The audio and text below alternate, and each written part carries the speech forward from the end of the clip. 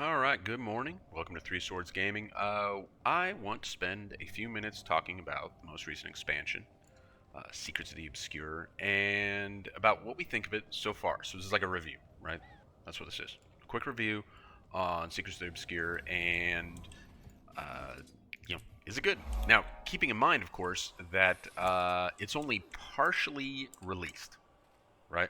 Um, we're going to get three more kind of supplemental releases that will add to the content we've already received. So, in the areas where I think that is significant, where I think it's going to impact, the quality of what we have so far. In other words, maybe we'll get a whole bunch more, and it's actually going to get a lot better. Then I'll make note of that. But I think, generally speaking, the core of what we're going to get, we've got. I really don't think that anything that's going to come up in subsequent releases is going to significantly alter how we view this expansion. And maybe that's kind of inconsistent with how other people feel. That wouldn't surprise me in the slightest if that was the case. But I do think, historically speaking, the idea, that within Guild Wars 2 subsequent releases are going to like drastically change the quality of a particular in the past living world story, in this case expansion, has not borne out to be true. In the past, something that started good generally ended good, maybe with the expansion, with the exception of Icebrood Saga, and things that started bad probably ended bad. I get Living World Season 3 maybe started kind of good and then got off the rails very quickly, but just the same. Be that as it may, let's go ahead and take a look at what we got so far. So to start out with, let's talk about the story. I think the story is really, really good by ArenaNet standards, which is to say that in general, it is pretty good.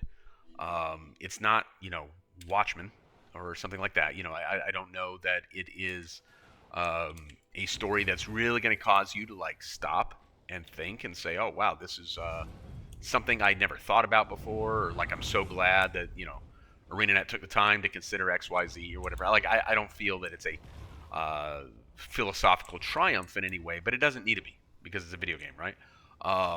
What it is significantly better than say, Season 3 or Path of Fire or Season 4. It's definitely better than any of those. I think it's their best story, with the possible exception of the first half of Icebrood Saga, which was very good. The second half, or really the last third of Icebrood Saga, was not very good at all. Maybe second half entirely. So this is definitely better than that, and I commend them for that. So yeah, story. It's a win. The maps. I quite like the maps. I think the maps are very interesting. I think they got a lot going on. They feel busy, which is a nice change from some of the past content that we've received, where the maps have a potential to feel dead when there wasn't like a meta event taking place. These have meta events, but in between the meta events, there's genuinely like stuff that can be done, content that can be played. This one in particular that I'm on right now, Omnitas, in my opinion, feels busy like all the time, and I think that's a big win. Excuse me, I'm still recovering from a bit of illness. So the metas, right? So we got pretty good maps. Do the metas on the maps, measure up to the maps themselves? I think this is, this is obviously subjective, but I think there's like meaningful disagreement. Where some folks feel that very much the metas are good, other folks feel that very much they are not. I don't think they are particularly good or particularly bad. I think that some of the complaints about the metas are valid. For whatever reason, people were under the impression entering this expansion that the metas were going to be like Dragons End hard, and that was a good thing. Or at least some folks were under that impression. I don't know that I wouldn't have wanted both of them to be that challenging, because I don't think that would have been a good thing if they had both been that challenging. For one of them to be that challenging probably would have been okay. I have very specific complaints about end of End of Dragons where, or Dragon's End, I suppose, where I don't. I think it requires too much of a time commitment. So it's not that I think it is specifically too hard. I just don't think it feels good because the amount of time you have to dedicate to it, right? Um, these metas certainly do not require that amount of time. In fact, because of how active the maps are right now, you can literally just like dive into a map and almost immediately find yourself involved in a meta event, and so they're extremely forgiving in that capacity, and I think that's a good thing. They are very much a spectacle, and I think people like that about them. Um, they are weird. They are weird. They include some strange dynamics that not everyone is in love with, and I don't know that I'm in love with all the dynamics involved in some of them either. There's just like the yoga thing kind of feels weird. I don't dislike it, but it's kind of bizarre, and that's fine. It can be bizarre. That's okay. Um, but I don't know. Like they're definitely their own thing, and I think you could say that about the entire expansion. So maybe that's a. Oh, what am I doing? I already got that. So that's fine. It is what it is. If I had to summarize, or if I had to just give like a score to the metas, I would call it 5 out of 10, even split. I don't know that they're going to get a ton of play beyond the fact that they are very critical for, or appear that they're going to be very critical for legendary armor. For that reason, they're going to get a ton of play. If they weren't so important for legendary armor, I don't think they would get a ton of play. I think they would get a small amount of play while they were relevant, and then they would kind of fade out of relevance, and would not be in anybody's regular rotation, right? The masteries. So I am not a fan of the masteries for this expansion. I don't feel like they are particularly impactful. I think they feel very Icebrood Saga-ish to me, where there's a lot of stuff here. Some folks are into the updraft generator and the Leyloom operation. I mean, that's cool, I guess. I don't feel like they're that's all that cool. But if you like it, good on you. A lot of this feels like we're giving you things that you already had. Being able to use updrafts with the mounts is interesting, but kind of further breaks a lot of stuff that was already... it breaks old content badly, which mounts already did and gliding already did. So the progression of the game seems to be that we're just going to completely crush and destroy old content in the interest of making new content super interesting. If that's how they want to go about it, then I'm not gonna that's fine. I don't have particular heartburn over it. I don't know that it's a great model though. I wonder what that looks like to a new player, and there's no possible way I can have the perspective to assess that. I've been playing since beta. So I don't know what it looks like for a new player. Hopefully it's not awful, or it's super bizarre, super off-putting, right? Riffs. I think riffs are really bad. This is one of the things where subsequent releases, I think people are under the impression that maybe somehow it's going to get a lot better. That when they introduce the next level of riffs, it's going to redeem this system. I can't imagine that being the case, and I don't expect it to be the case. I think that they essentially, it feels to me that they brought back bounties and kind of repackaged them. They're no better than bounties were, and they're not going to get better with the next level. In fact, I would actually argue that bounties might actually be more compelling content.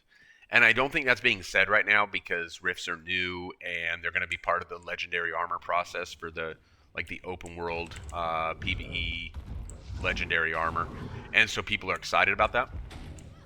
But I think once we get past a lot of that, the newness and the fact that it's relevant to the things people want, when people look at rifts, they're going to be like, man, that it's not particularly creative, it's not particularly interesting. It is like the definition of busy work. I think it's. I'm gonna stop shot. No, I'm not. I'm straight gonna say it's terrible content. It's not good. It's not interesting. It's not rewarding. Um, and I only do them because I do plan to pursue the legendary armor. I do, and I'm glad they added. On that topic, I think it's good that they added the legendary armor. It's really weird that they added open world PvE legendary armor.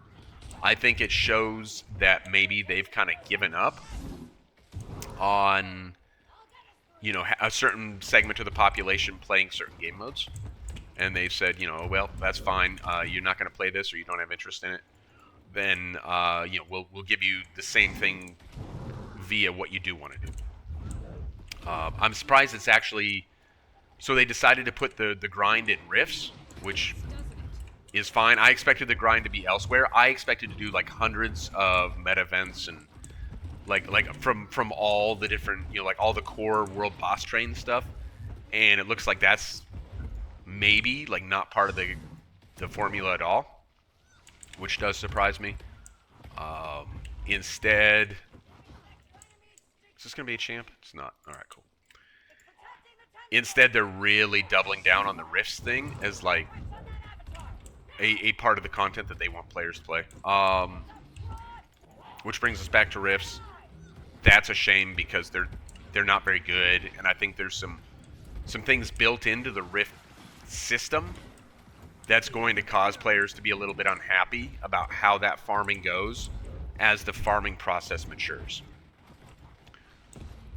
Once it gets, once the only people doing rifts on maps are the people who have, I'm like wasting my time here because something's protecting it. Once, what am I doing to mess this up? Well, let's keep talking.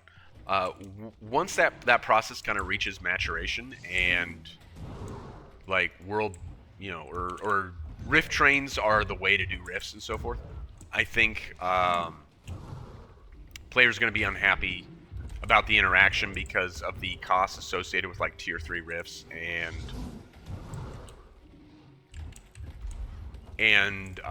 the number of players who don't want to pay those costs. And that's going to be kind of too bad when that becomes a talking point, which interestingly it's not yet, but I think it will be. All right, the relic system. So this is something kind of that was introduced with the expansion that isn't necessarily like directly tied to the expansion. It's its own thing. I think for more casual players, the impact is going to be pretty limited. I don't think it's going to like heavily impact them in a way to where they have like a significant emotional attachment to it. I think for more experienced players, I failed. For more experienced players, I think it does have significant impact because it alters genuinely how they play the game. And in that regard, there's probably some stuff that's going to need to be fixed. And maybe they slightly botched how it feels for players who already had legendary runes to kind of implement the relic system. Like, I think they feel like they were kind of done dirty a little bit. I don't blame them for feeling that way. No personal impact for me because I didn't have legendary runes, but I get where they're coming from. The relic thing, I don't know, it's 50-50 split. Like, it's fine, it's interesting. I don't know that it's any more interesting. I don't know that it lives up to, like, the promise of completely overhauling the combat system. I don't know that it did completely overhaul the combat system. We maybe get some more relics over time that are, like, super cool and that people really warm up to. Does it, like, significantly change the meta? I mean, I don't know. Does it? Like, of course it does, because there's new stats available, but Does it make like the acquisition process for meta gear like that much different? No, it's just now you got to go get the one relic, and now you have what you need. So it's not game changing. It's just a new system implemented to ultimately land you where you were before. All right, fine, whatever. Weapon Master. So Weapon Master to me is not a question of, oh no, I don't have an X. It's not a question of whether or not the system itself is good. It's fine. Like, it makes things interesting. That's cool. But I view Weapon Master as something that was introduced instead of Elite Specs. And in that sense, I think it's not nearly as interesting as Elite Specs. I think it... Any ward in the area on my position now. I've got a plan, but I need help. I kind of don't care, Vonok Faithwalker. I don't think it's as interesting as a whole new Elite Spec. I'm not nearly as happy about it or excited about it as I would be about an Elite Spec. Had new Elite Specs been introduced, I would be trying all of them. I would already have all of them unlocked. I would be like really actively engaged in that. Why am I not really actively engaged in Weapon Master? Why am I not like, out there testing like the new stuff and trying the broke ass Scourge build? Because that's not that interesting to me. Not anywhere close as much as an Elite Spec would be. Not only that, but it was very clear from the time they announced Weapon Master that was going to like wreck their ability to balance the game. And now the game is not balanced, and Scourge is like completely broke, and a couple things, other things are just like completely broke. And everyone's like, oh, like the balance is really messed up. Yeah, that should have been obvious from the get-go. That Weapon Master was just going to wreck balance and make it really, really hard to balance as well. None of that should be a surprise to us. And yet, I don't know, somehow some people are in fact surprised by it. And you know what? New Elite Specs would have been easier to balance. They would have been much harder to develop, and I'm sure that's why they went with Weapon Master, was because it was less time consuming, it was easier to implement. But not nearly as good as New Elite Specs would have been. Is it in a vacuum bad? No, absolutely not. I don't think there's anything bad about it at all. Aside from just being a mess to balance. It's interesting and it's fun and it's cool. It's just not as good as what could have been. And we are going to get more weapons. So this is one of those areas where definitely, like Rifts, is there the potential for things to get a lot better going forward? Yes, absolutely. We may discover that with the new weapons, it does feel like Elite Specs would have or should have. I find it to be a little bit of a tough sell, but I'm leaving the door open for that. Finally, the Weapons Vault, or the Wizard's Vault, I mean. So this is one of the more positive things introduced. Ironically, it was introduced with the expansion, but I don't think it's meant to be an expansion feature. It's something that they would have rolled out anyway. If there is a disappointing aspect of the Wizard's Vault to me, it's that when they announced the new reward system was coming, I think this is what they were talking about. And that means that my hope that a new reward system would like do something about AFK farming, well, this doesn't do anything to eliminate AFK farming in any way whatsoever. So my hopes there, I'm afraid, are probably like dashed. But it is a great replacement for the logins reward system. And I think that's really good because I think the login reward system definitely deserved to be overhauled. The daily system definitely deserved to be overhauled, needed to be overhauled. It wasn't particularly compelling. I hadn't done dailies in forever, outside of a little bit in my 0-0 playthrough. I was utilizing the login rewards on every one of my accounts because it would have been foolish not to. It was just too easy to collect those rewards. So the way I go about that has changed now as well, to where I engage on, in those rewards on less accounts, but I engage more in a more meaningful fashion. And I think that's good. I think that's what they wanted. I also think the rewards that are available in this are like really good. For me, I find value in the skins because I like gathering skins. This is obviously of the most value. No argument with any of the mini content creators who out there who are saying, "Hey, this is of the most value." It absolutely is if you value, um, one of these four legendaries. I already have the two out of here that I want. Not that interested in the other two, so I won't be getting this. But there are so many other things here that are really exciting. At some point I will grab this. I got a number of the other skins here. These should be grabbed 100%. Ascended weapons, ascended armor. If you're a relatively new player, you should absolutely be grabbing those. Yeah, I would say those are more important than the legendary chest, just because the legendary chest is a long-term goal. By all means, grab it if you have the acclaim to do so. But what's going to impact your gameplay immediately is getting more ascended gear. And so if you're a relatively new player, I 100% think you should do that. But in general, the system I think is great.